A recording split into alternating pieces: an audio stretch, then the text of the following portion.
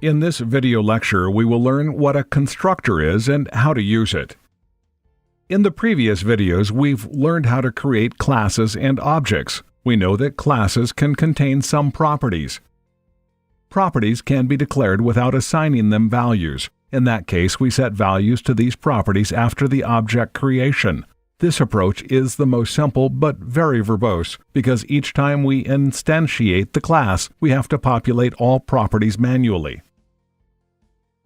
Properties can be declared with default values. This is a little bit better than the previous way because we can predict values that we require after the object creation. But if we have to work with different values, then we'll have to go back to adding the values manually. As you can probably guess, constructors help to take control in this situation. Furthermore, we've actually already worked with constructors. When we create an object of any class, we call it a constructor of this class. A constructor needs to have the same name as the class. When the constructor doesn't have an argument, it is called default constructor. We can create many constructors for one class. Let's return to the example with the swimming pool class. Let's assume that we have a default width, length, and depth. This is what the constructor looks like at the moment the object creation initializes the properties with the appropriate argument values. So, with the help of constructors, we can create objects with any required values. You can read more helpful information by following links. Let's continue with practice. In Eclipse, we create a new class in the course OOP package. Let's name it Product. In the class, we create three properties: title, price, availability.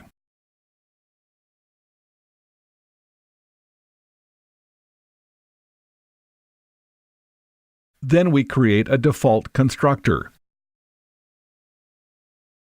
Don't pay attention to the keyword public.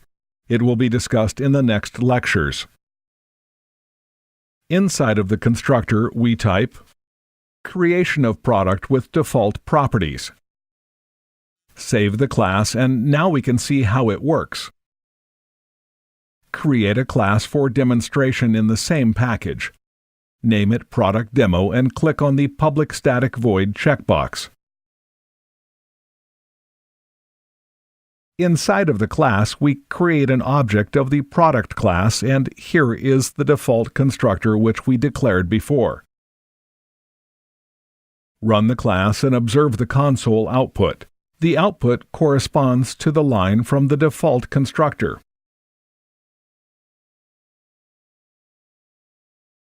Take a look at the name of the constructor and make sure it's exactly the same as the name of the class.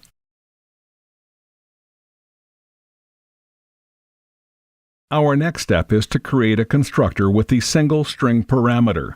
This constructor instantiates the title property with value passed as the argument. Since the name of the argument is the same as the property name, we use keyword this.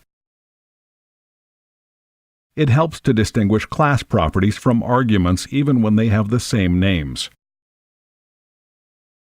Eclipse highlights different variables with the same names when we click on them.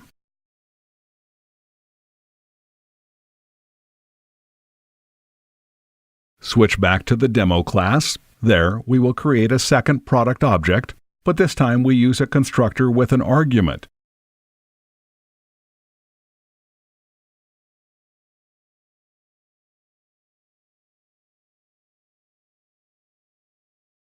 In order to verify that the title is assigned with the constructor argument, we print the title property in the console.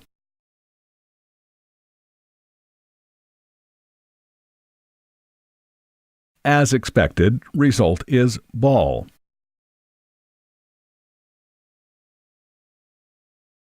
And finally, let's create a constructor with three arguments. We do not use this keyword for the availability property because appropriate constructor argument has a different name.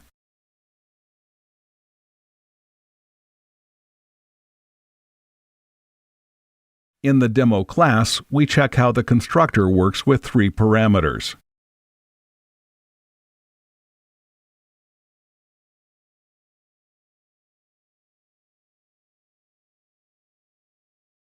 The console output correctly displays all values of the object. That's it. Do not forget to read the links from this video lecture.